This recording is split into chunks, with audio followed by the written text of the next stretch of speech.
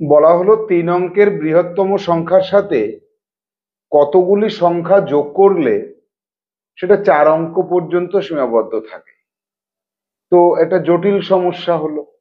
3 অঙ্কের সংখ্যা, তারপরে 4 অঙ্কের সংখ্যা। এবার এই 4 অঙ্কের সংখ্যা পর্যন্ত সীমাবদ্ধ থাকবে, সেখানে কতগুলি সংখ্যাকে আমি যোগ করতে পারবো। শূন্য একটা মূল্যহীন সংখ্যা। সংখ্যা বলাও যায়, নাও বলা যায়, কেন? তার মূল্য নেই সেজন্য। কিন্তু না, মূল্য না থাকা সত্ত্বেও শূন্য সংখ্যা তত্ত্বে একটা অনেক বড় জায়গা দখল করে থাকে। কোনো একটা সংখ্যার সঙ্গে শূন্যকে যোগ করা, বিয়োগ করা, বা শূন্যকে গুণ করা, শূন্য দিয়ে ভাগ করা, এই বিষয়গুলির উপর ডিপেন্ড করে একাধিক সংখ্যা তত্ত্বের সমস্যা তৈরি হতে পারে। শূন্যের প্রকৃতি কি, অর্থাৎ কোন প্রকৃতির সংখ্যা? আবার অন্যান্য প্রকৃতির সংখ্যার সঙ্গে শূন্যের যোগ বিয়োগ গুণ ভাগ করার পরে যে সংখ্যা পাওয়া যায় তাদের প্রকৃতি নির্ণয় করা, এই সকল বিষয়বস্তু কিন্তু আমাদের জওহর নবোদয় বিদ্যালয় প্রবেশিকা পরীক্ষার জন্য ভীষণ গুরুত্বপূর্ণ।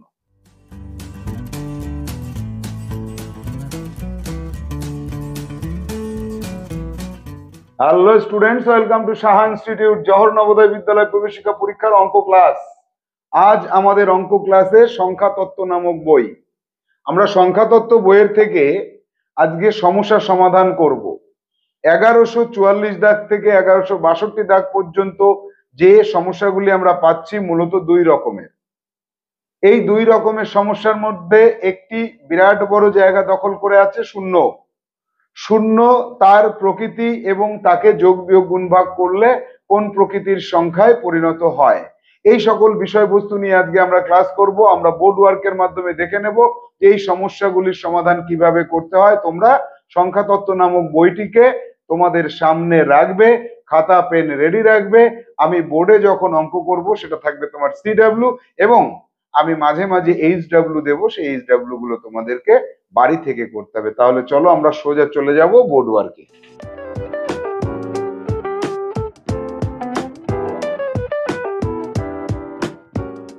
সর্বপ্রথমে আমরা দেখব 1144 দাগের সমস্যা। 3 অঙ্কের বৃহত্তম সংখ্যার সাথে কতগুলি সংখ্যা যোগ করলে উহা 4 অঙ্কের সংখ্যা থাকে, অর্থাৎ 5 অঙ্কের সংখ্যায় যায় না। এর পরবর্তী সমস্যা 1145 দাগে দেখতে পাচ্ছি 2 অঙ্কের বৃহত্তম সংখ্যার সাথে কতগুলি সংখ্যা যোগ করলে উহা 3 অঙ্কের সংখ্যার মধ্যে সীমাবদ্ধ থাকে। আবার 1146 দাগে দেখতে পাচ্ছি 4 অঙ্কের বৃহত্তম সংখ্যার সাথে কতগুলি সংখ্যা যোগ করলে উহা 5 অঙ্কের সংখ্যার মধ্যে সীমাবদ্ধ থাকে। অর্থাৎ তিনটে সমস্যা সেম। এর মধ্যে আমরা প্রথম সমস্যায় ব্যাখ্যামূলক আলোচনায় যাব, এবং সেকেন্ড যে সমস্যাটি রয়েছে সেটাকে সম্পূর্ণ অঙ্কটা কষে করলে কিভাবে করতে হয় সেটা দেখাবো। তিনটে সমস্যাই তুমি এই সেকেন্ড সমস্যার মতো করে আমি যেভাবে লিখবো সেইভাবে খাতায় করবে, এবং আমি আরো কয়েকটি HW দেবো এখানে। আর এখানে নিচে দেখো একটা সূত্র দেওয়া আছে বইতে। এই সূত্রটা কি, যে যত অঙ্কের বৃহত্তম সংখ্যা 9-এর পরে ততগুলি শূন্য বসাতে হবে, তার থেকে একটি কম আর কি। কিন্তু এই যে সংক্ষিপ্ত নিয়ম, এটা কিন্তু শেখার কোনো যুক্তি নেই। আমরা ব্যাখ্যামূলক জায়গাতে যাব। চলো ব্যাখ্যাটা দেখে নাও। 3 অঙ্কের বৃহত্তম সংখ্যার সাথে তুমি 1 যোগ করলেই 4 অঙ্কের সংখ্যায় চলে আসছে। 3 অঙ্কের বৃহত্তম সংখ্যা ঠিক পরবর্তী সংখ্যাটাই 4 অঙ্কের সংখ্যা। এবার এইভাবে তুমি 9000 এতগুলি সংখ্যা, মানে এই সংখ্যাটাকেও যোগ করলে দেখো 4 অঙ্কের সংখ্যা থাকছে। এবার তুমি যখনই 9001 এটা যোগ করবে তখনই কিন্তু 5 অঙ্কের সংখ্যায় চলে যাচ্ছে। তাহলে 1 থেকে শুরু করে 9000 এই পর্যন্ত সংখ্যাগুলিকে যোগ করা যায়।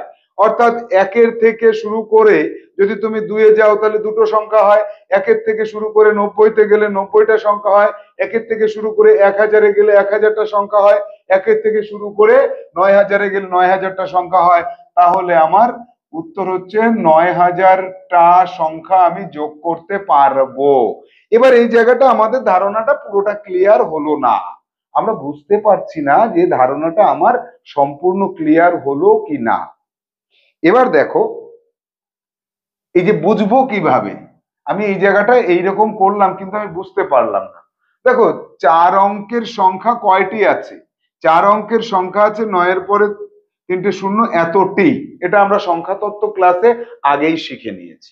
তাহলে এবার এতটি সংখ্যা যদি 9 অঙ্ক 4 অঙ্কের থাকে, তাহলে 4 অঙ্কের সংখ্যা এই 3 অঙ্কের বৃহত্তম সংখ্যার ঠিক পরবর্তী সংখ্যাটা, অর্থাৎ এর পরবর্তী সংখ্যাটাই কিন্তু 4 অঙ্কের সংখ্যা শুরু হচ্ছে। তাহলে 3 অঙ্কের বৃহত্তম সংখ্যার পরবর্তী কতগুলো 4 অঙ্কের সংখ্যা আছে? 9000টি আছে। তাহলে 3 অঙ্কের বৃহত্তম সংখ্যার সাথে 1 যোগ করলে পাওয়া যায় 4 অঙ্কের সংখ্যা, 2 যোগ করলে পাওয়া যায়, এরকম কতগুলি সংখ্যা আমরা পাবো? আমরা 9000টি সংখ্যা পাবো। অর্থাৎ 3টে 9 এর পরে 9000টি সংখ্যাকে পরপর পরপর যোগ করে দিলেই আমরা 4 অঙ্কের সংখ্যার মধ্যে সীমাবদ্ধ থাকবো।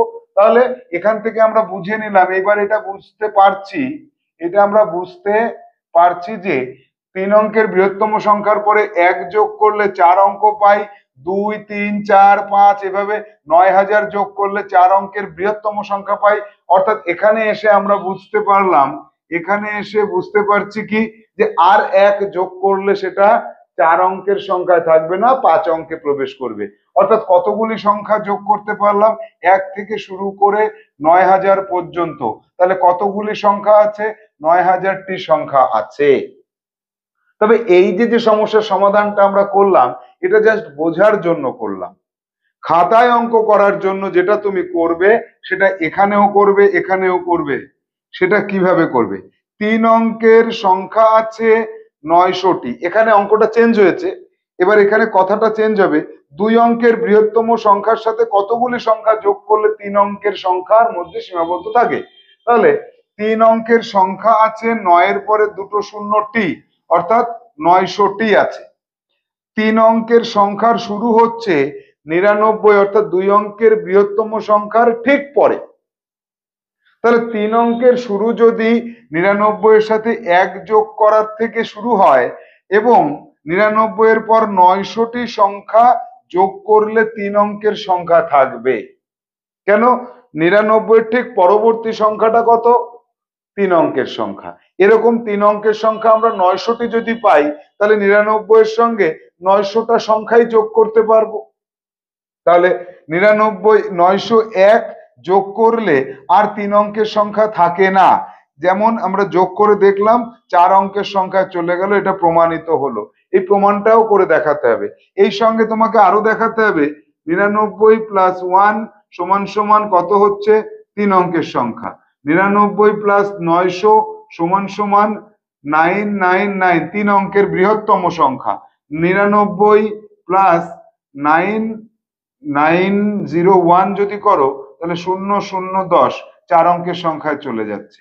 অর্থাৎ এই যে প্রমাণিত যেটা হলো সেটাকে আরো একবার করলাম, মাঝখানে এই দুটোকে আমার দেখাতে হবে যে 1 থেকে 900 পর্যন্ত আমি যোগ করতে পারবো, অর্থাৎ 900টি সংখ্যা যোগ করতে পারবো।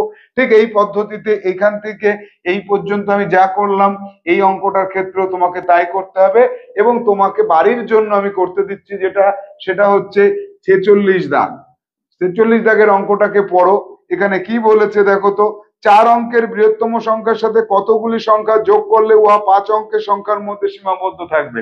তাহলে এখানে লিখতে হবে 5 অঙ্কের সংখ্যা আছে কতগুলি? 9 এর পরে 4টে শূন্য এতটি আছে।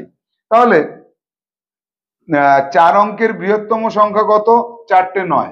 ওই জায়গাটা শুধু সংখ্যাটা চেঞ্জ করো, 4টে 9 এর সাথে 1 যোগ করার পর থেকেই 5 অঙ্কের সংখ্যা শুরু হচ্ছে। তাহলে 4টে 9 এর পরে 4টে শূন্য এতটি সংখ্যা যোগ করলে 5 অঙ্কের সংখ্যার মধ্যে সীমাবদ্ধ থাকবে। তারপরে তুমি এই 90001 যোগ করলে আর 5 অঙ্কের সংখ্যা থাকে না। এখানে তোমাকে প্রমাণ করে দেখাতে হবে, আর এখানে এই কতগুলি সংখ্যা যোগ করা যায় সেটা একবার দেখাতে হবে, আর এটা হচ্ছে সেই প্রমাণটা আবার দেখাতে হবে। তাহলে তুমি এই অঙ্কটা বাড়িতে নিজে করবে, লিখে লিখে বুঝিয়ে বুঝিয়ে করবে। এখানেও তাই করবে, এটার ক্ষেত্রেও কিন্তু তুমি লিখে লিখে করবে, লিখে লিখে করবে। তাহলে আমরা 1144, 45, 46 এই 3টে সমস্যার সমাধান কৌশল শিখলাম।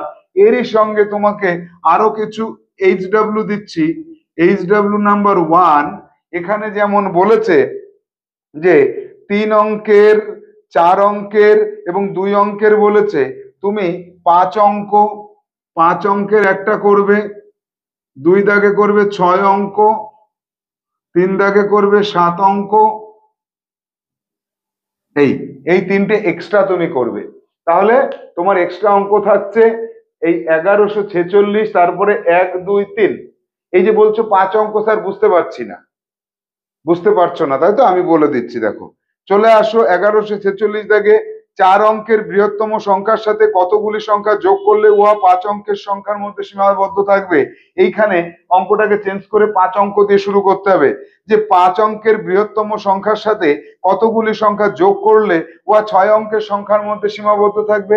পরের অঙ্কটা 6 অঙ্কের বৃহত্তম সংখ্যার সাথে কতগুলি সংখ্যা যোগ করলে ওটা 7 অঙ্কের সংখ্যার মধ্যে সীমাবদ্ধ থাকবে।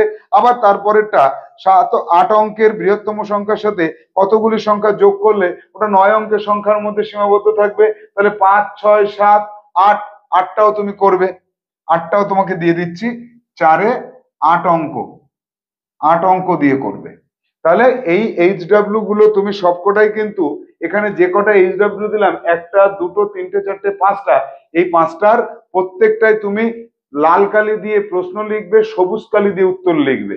আর তোমার দাগ নম্বরে যে অঙ্ক আছে, বইয়ের দাগ নম্বরে যেগুলো আছে, সেগুলোর প্রশ্ন লিখবে তুমি লাল কালি দিয়ে, আর উত্তর লিখবে কালো কালি দিয়ে। শুধুমাত্র এক্সট্রা গুলোর উত্তর সবুজ কালি দিয়ে করতে হবে। বোঝা গেল? যাব পরবর্তী সমস্যায়, পরবর্তী টাইপে।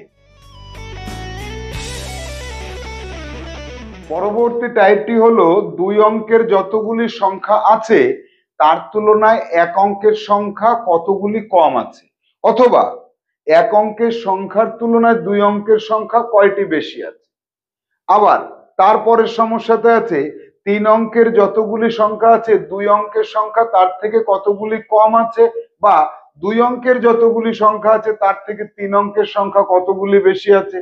তার পরবর্তী সমস্যায় যেটা পাচ্ছি 1149, 4 অঙ্কের যতগুলি সংখ্যা আছে তার তুলনায় 3 অঙ্কের সংখ্যা কতগুলি কম আছে, বা 3 অঙ্কের সংখ্যার তুলনায় 4 অঙ্কের সংখ্যা কতগুলি বেশি আছে। কম বা বেশি যাই বলুক, একই সমস্যা থাকবে। তো এক্ষেত্রে আমরা কি করব, যে এই অঙ্কটায় যদি আসি 1147 দাগে যদি আছি, তাহলে কি হচ্ছে, 2 অঙ্কের সংখ্যা কতগুলি আছে, 9 পরে একটা শূন্য, 90টি আছে। 1 অঙ্কের সংখ্যা কয়টি আছে, 9টি আছে। বিয়োগ করে দাও, এটা বেশি আছে এটা কম আছে, কত কম আছে বা কত বেশি আছে, বিয়োগ করে যেটা পাবো এতটি বেশি আছে। এবার তোমাকে উত্তর লিখতে হবে যে 2 অঙ্কের 2 অঙ্কের সংখ্যার তুলনায় 1 অঙ্কের সংখ্যা 81টি কম আছে। উত্তরটা নিচে তোমাকে লিখতেই হবে, এই বিয়োগটা করার পরে উত্তর লিখতে হবে। উত্তরটা পুরো কথায় লেখো, 2 অঙ্কের সংখ্যার তুলনায় 1 অঙ্কের সংখ্যা 81টি কম আছে।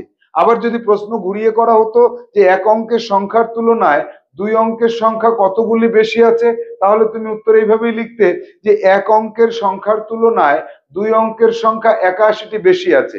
যাব পরবর্তী সমস্যা, 3 অঙ্কের যতগুলি সংখ্যা তার তুলনায় 2 অঙ্কের সংখ্যা কতগুলি কম আছে, 48 দাগে। তাহলে 3 অঙ্কের সংখ্যা এতটি, 2 অঙ্কের সংখ্যা এতটি, বিয়োগ করলে হয় এই এতটি, হয় যে 81 পরে একটা শূন্য, এতটি। তাহলে উত্তর লিখতে হবে যে 3 অঙ্কের সংখ্যার তুলনায় 2 অঙ্কের সংখ্যা 810টি কম আছে। পুরো কথায় লিখে দেখাতে হবে। যাব পরবর্তী সমস্যা 1149 দাগে 4 অঙ্কের যতগুলি সংখ্যা আছে, 4 অঙ্কের সংখ্যা আছে 9 পরে 3টে শূন্য, এতটি। 3 অঙ্কের সংখ্যা আছে 9 পরে 2টো শূন্য, এতটি। তাহলে 4 অঙ্কের সংখ্যার তুলনায় 3 অঙ্কের সংখ্যা কতগুলি কম আছে, বিয়োগ করে দিতে হবে 8100 এতটি। এবার উত্তর লিখতে হবে যে 4 অঙ্কের সংখ্যার তুলনায় 3 অঙ্কের সংখ্যা 8100 এতটি কম আছে, এটা লিখতে হবে। এবার চলে যাব 1150 দাগে।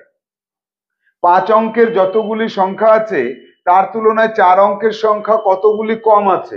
তাহলে 5 অঙ্কের সংখ্যা আছে 9 পরে 4টে শূন্য, এতটি আছে। আর তিন এটা 4 অঙ্কের সংখ্যা আছে, 9 এর পরে 3টে শূন্য, এতটি কটি কম আছে, এই কয়টি কম আছে। এবার উত্তর লেখো। 5 অঙ্কের সংখ্যার তুলনায় 4 অঙ্কের সংখ্যা এতটি কম আছে, লিখে দাও পুরোটা। এবার দেখো, এখানে আমরা একটা জিনিস লক্ষ্য করছি, 81 হচ্ছে, তারপরে একটা শূন্য হচ্ছে, দুটো শূন্য হচ্ছে, 3টে শূন্য হচ্ছে, এভাবে বেড়ে যায়। এটা আমরা একটা মিল পেয়েছি, কিন্তু এটাকে আমাদের মনে না রাখলেও চলবে, আমি বইতে লিখে দিয়েছি। এটা যারা অনেক বড়, যারা চাকরির পরীক্ষার জন্য পড়াশোনা করছে, তারা মনে রাখার চেষ্টা করবে। জওহর নবোদয় বিদ্যালয় প্রবেশিকা পরীক্ষার জন্য এইভাবে মনে না রাখলেও চলবে, তুমি এইভাবে যে কয় অঙ্কের বলবে তার থেকে বিয়োগ করে দেবে। কেন বললাম?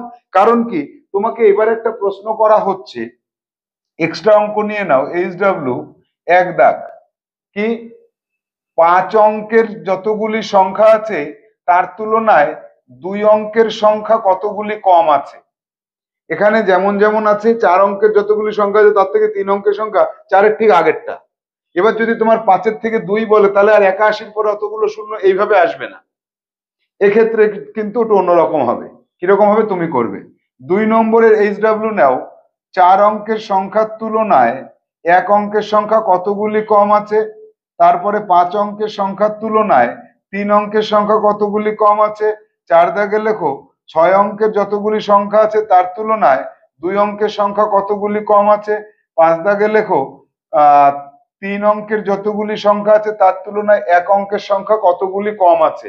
এখানে তুমি বলতে পারো, স্যার আমি এই যে HW টা দিলেন আমি কিছু বুঝতে পারিনি, বলবে, অনেকেই বলবে।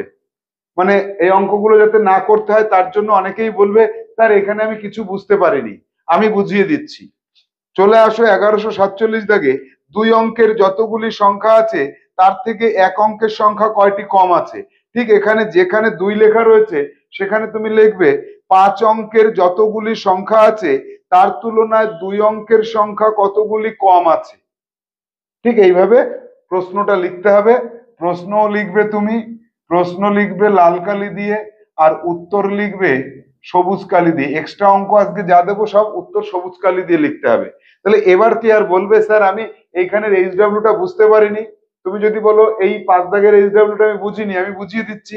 প্রশ্নটা লেখো খাতায়, 3 অঙ্কের যতগুলি সংখ্যা আছে তার তুলনায় 1 অঙ্কের সংখ্যা কতগুলি কম আছে। এবার তো বোঝা গেল। এবার যাব পরবর্তী সমস্যা 1151 দাগে, শূন্য একটি ড্যাশ সংখ্যা। এই যে এখানে লেখা রয়েছে শূন্য একটি ড্যাশ সংখ্যা। শূন্য একটি ড্যাশ সংখ্যা, তুমি বলতে পারো স্যার আমি এক লাইনে উত্তর লিখেছি, তাহলে বিজোড় সংখ্যা না, যৌগিক সংখ্যা হ্যাঁ, আর যুগ্ম এবং যৌগিক সংখ্যা ডি অপশনটা সঠিক। তাহলে এখানে তুমি যুগ্ম ও যৌগিক এই কথাটা বসিয়ে দিয়ে এক লাইনে উত্তর করে দিতে পারো, কিন্তু আমি বলবো সেটা আমি খাতা দেখবো না।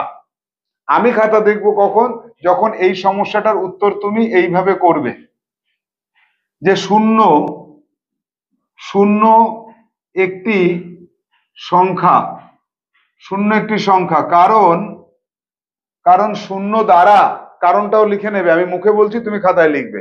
কারণ শূন্য দ্বারা কোনো বস্তুর সঠিক পরিমাণকে আমরা সঠিকভাবে বুঝতে পারি। আমার হাতে 0টি পেন আছে, এর অর্থটা আমি বুঝে গেছি কটা পেন এখানে আছে। এবার পরের লাইনে লিখবে শূন্যকে শূন্যকে 1 2 3 4 এরকম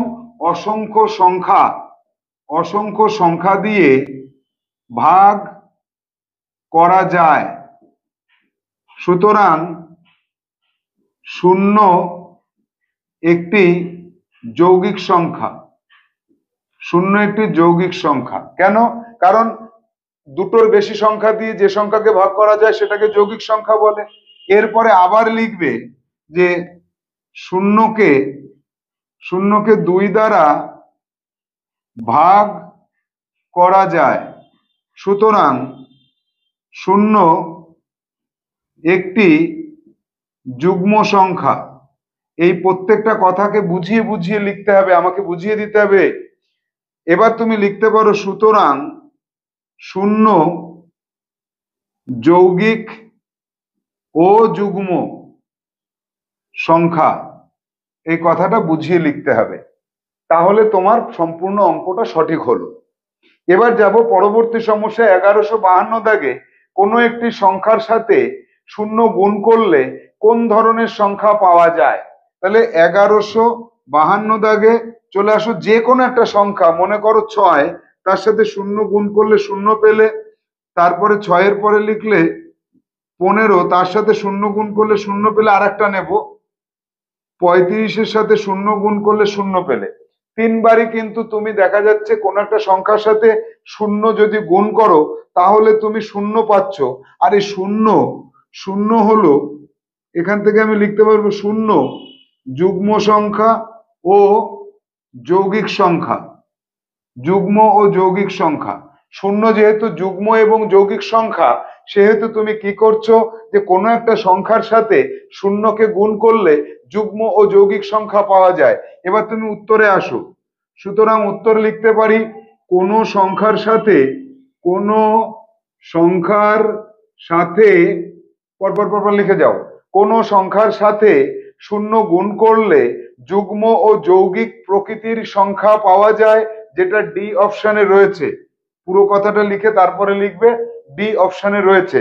আর এখানে যেটা ছিল সেটাও কিন্তু ডি অপশনে ছিল, শূন্য যুগ্ম ও যৌগিক সংখ্যা। এইভাবে আমাদের প্রত্যেকটা অঙ্ক খাতায় কষে করতে হবে। আমাকে অনেকেই তোমরা বলবে যে স্যার এই অঙ্কটা তো এক লাইনে হয়ে গেছে, করার প্রয়োজনীয়তা ছিল না, সেজন্য আমি আবার নতুন করে তোমাদের ক্লাসে দেখিয়ে দিচ্ছি যে প্রতিটা অঙ্ক কিভাবে লিখে করতে হয়। যাব 1153 দাগে, শূন্যকে যে কোনো একটি সংখ্যা দ্বারা ভাগ করলে উত্তরটি হবে ড্যাশ সংখ্যা। শূন্যকে যে কোনো একটা সংখ্যা দিয়ে যদি ভাগ করা যায় তাহলে কি আসে, শূন্যই ফিরে আসে। ঠিক এইরকম ভাবে 1153 দাগে তোমাকে আবার করে দেখাতে হবে, 6-কে যদি শূন্য দিয়ে ভাগ করো তাহলে শূন্য পাবে, সরি সরি সরি, শূন্যকে কোনো সংখ্যা দিয়ে, সরি, এই যে শূন্যকে যে কোনো সংখ্যা দিয়ে ভাগ করলে শূন্য পাবে, শূন্যকে 51 দিয়ে ভাগ করলে শূন্য পাবে, শূন্যকে 1006 দিয়ে ভাগ করলেও শূন্য পাবে, প্রতি ক্ষেত্রে শূন্য আসবে।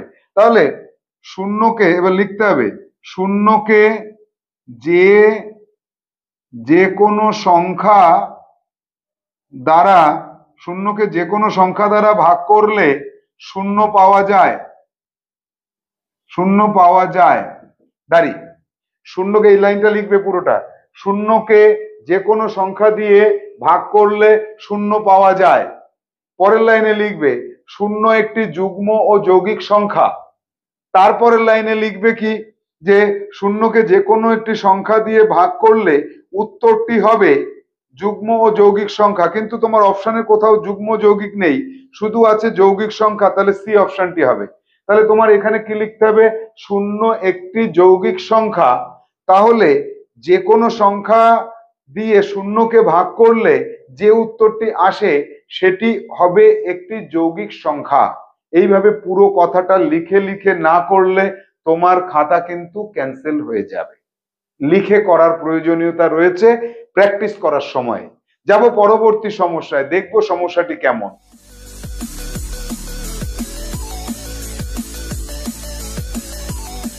1154 দাগে যে সমস্যাটি পাচ্ছি সেটা হচ্ছে, একটি যুগ্ম সংখ্যার সাথে শূন্য যোগ করলে যোগফল হয় ড্যাশ সংখ্যা।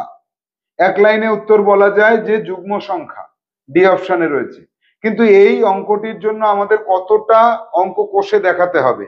দেখো, যুগ্ম সংখ্যা সমান সমান 4, তার সাথে শূন্য যোগ করলে পেলাম 4, যুগ্ম সংখ্যা আর একটা 12, তার সাথে শূন্য যোগ করলে পেলাম 12, 208, তার সাথে শূন্য যোগ করে পেলাম 208। অন্তত পক্ষে 3বার আমাকে যোগ করে দেখতে হবে আমি কি পাচ্ছি। তিনটে ক্ষেত্রেই দেখো যুগ্ম সংখ্যা পাওয়া গেল। এবার তোমাকে কি লিখতে হবে, এবার এই পুরো লাইনটা লিখতে হবে। সুতরাং যুগ্ম সংখ্যার সাথে শূন্য যুক্ত করলে যোগফল ওই সংখ্যাটি থাকে, অর্থাৎ একটি যুগ্ম সংখ্যা হয় বা যুগ্ম সংখ্যা থাকে। ডি অপশনটা রাইট, তাই এখানে ডি লিখতে হবে। ঠিক তার পরবর্তী সমস্যায় পাচ্ছি যে একটি বিজোড় সংখ্যার সাথে শূন্য যোগ করলে যোগফল ড্যাশ সংখ্যা হয়। তাহলে একটি বিজোড় সংখ্যা 5, তার সাথে শূন্য যোগ করে পেলাম 5, 103, তার সাথে শূন্য যোগ করে পেলাম 103, 501 তার সাথে শূন্য যোগ করে পেলাম 501।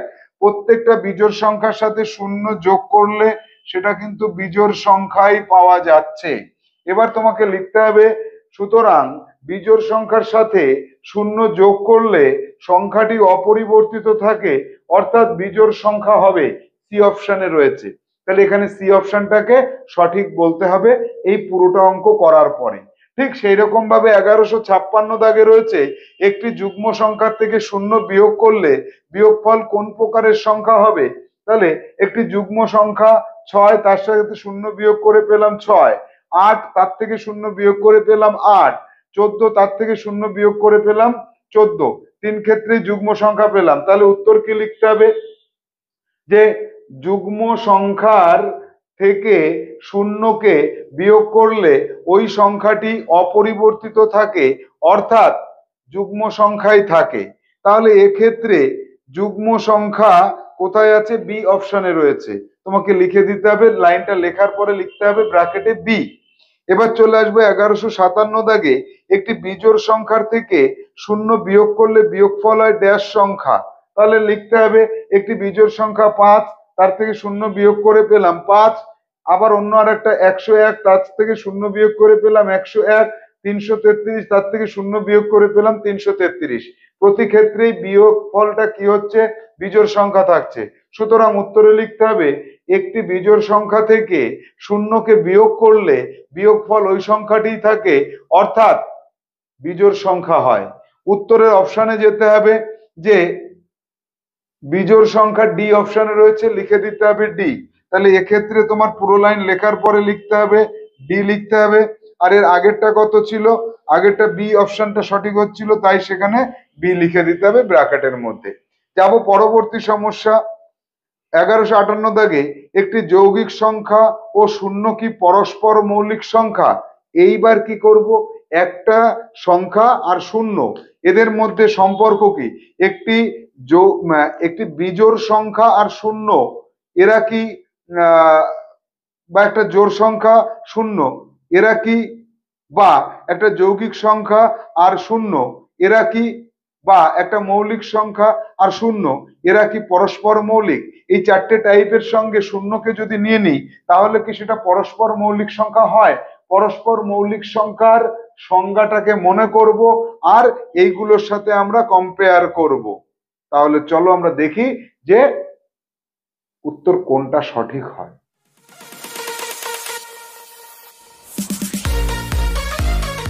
তো আমরা দেখবো যে পরস্পর মৌলিক সংখ্যা কাকে বলে। পরস্পর মৌলিক সংখ্যার ক্ষেত্রে আমাদের মনে রাখতে হবে দুটি সংখ্যা, এই যে দুটো সংখ্যাকে নেব সেই দুটো সংখ্যার মধ্যে এক ভিন্ন অন্য কোনো সাধারণ উৎপাদক থাকবে না।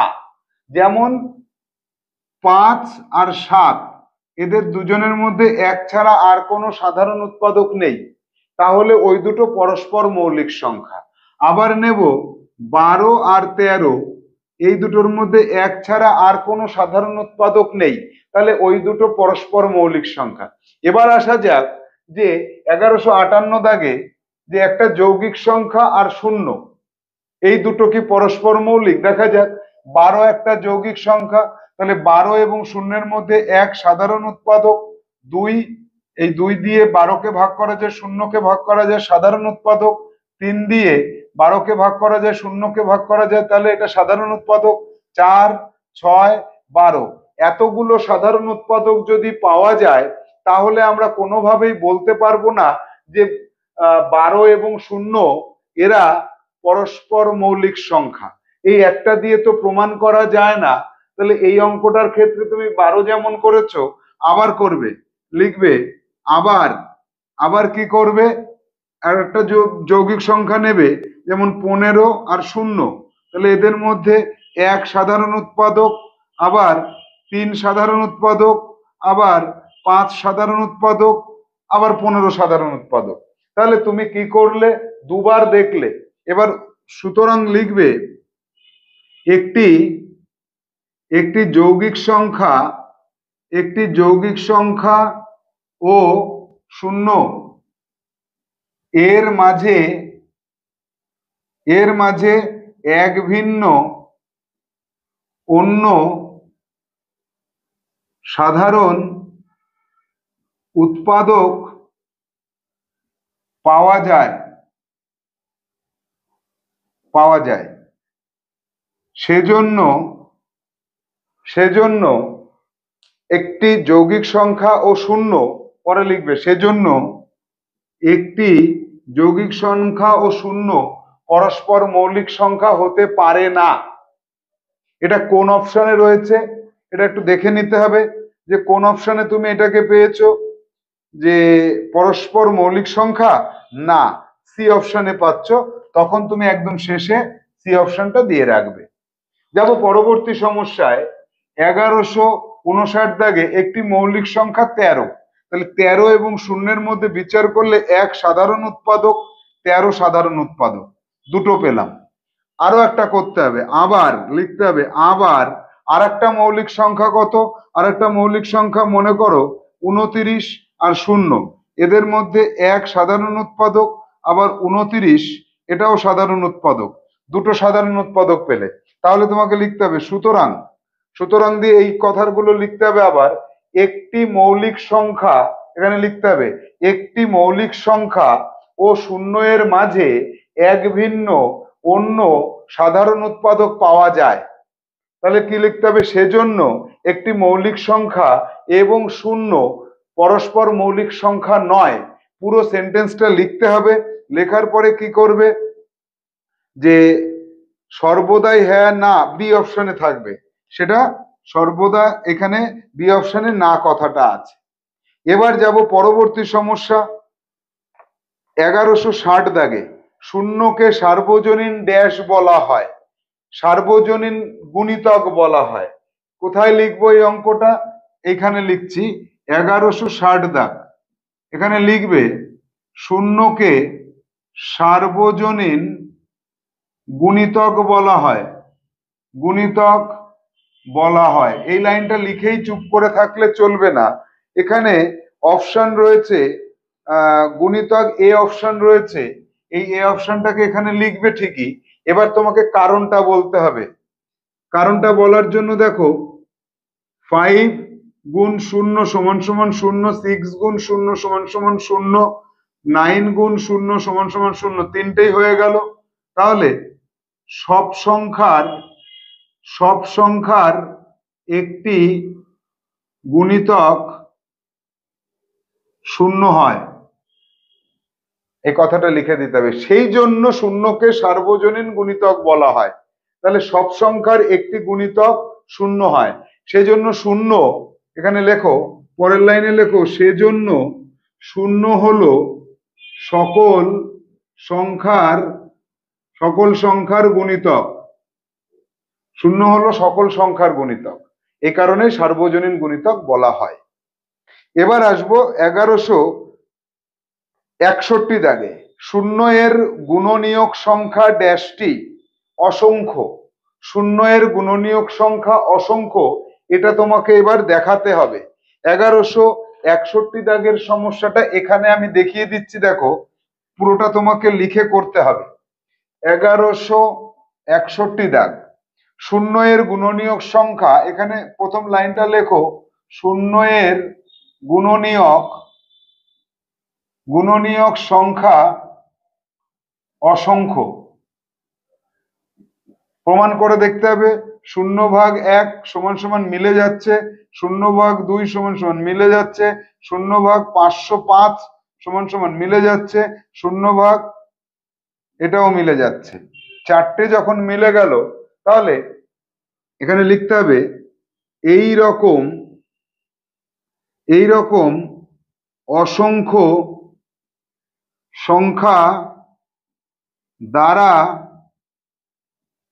শূন্যকে ভাগ করা যায়, সেজন্য শূন্যের গুণনীয়ক সংখ্যা অসংখ্য হয়। এই কথাটা পরে লিখতে হবে। এবার এখানে দেখা যাক যে ডি অপশনে রয়েছে, তাই তোমাকে শেষে ডি অপশনটা বসিয়ে দিতে হবে। যাব 1162 দাগে, অর্থাৎ আজকের সমস্যার শেষ সমস্যা। শূন্য এর গুণিতক সংখ্যা ড্যাশটি, শূন্য এর গুণিতক সংখ্যা একটি, সেটাও কিন্তু তোমাকে দেখাতে হবে। এখানে 62 দাগের সমস্যাটা তোমাকে দেখাতে হবে। দেখো 1162 তোমাকে প্রথম লাইনটা লিখতে হবে, শূন্য এর গুণিতক গুণিতক সংখ্যা সমান সমান একটি। কোন অপশনে রয়েছে? একটি ডি অপশনে রয়েছে। এবার তোমাকে দেখাতে হবে 0 গুণ 1 সমান সমান 0, শূন্যের দ্বিতীয় গুণিতক 0, 0 এর 3 নম্বর গুণিতক 0, 0 এর 4 নম্বর গুণিতক 0, এইভাবে লিখতে হবে। এইভাবে শূন্যকে যে সংখ্যা, শূন্যকে যে কোনো সংখ্যা দ্বারা গুণ করলে গুণফল 0 হয়। অর্থাৎ 0 এর সকল গুণিতক গুলিই কিন্তু 0 হয়, এই লাইনটাও লিখতে হবে। অর্থাৎ 0 এর সকল গুণিতক গুলিই 0, এই কারণে 0 এর একটাই গুণিতক হচ্ছে, এটা লিখে করতে হবে। তাহলে আজকে আমরা 1144 থেকে 1162 পর্যন্ত যে সমস্যাগুলি করলাম, এই সবকটা তুমি HW করবে, লাল কালি দিয়ে প্রশ্ন, কালো কালি দিয়ে অ্যান্সার, আর মাঝখানে আমি যে সমস্যাগুলি তোমাদেরকে এক্সট্রা করতে দিয়েছি সেখানে লাল কালি দিয়ে প্রশ্ন, সবুজ কালি দিয়ে উত্তর। সবকিছু করো, প্র্যাকটিস করো, ভালো থাকো, সুস্থ থাকো, জওহর নবোদয় বিদ্যালয় প্রবেশিকা পরীক্ষার জন্য নিজেকে একদম সম্পূর্ণ উপযুক্ত হিসেবে গড়ে তোলো। দেখা হবে পরবর্তী ক্লাসে, পরবর্তী সমস্যাগুলির উপরে আমরা ক্লাস করব। ততদিন পর্যন্ত টাটা।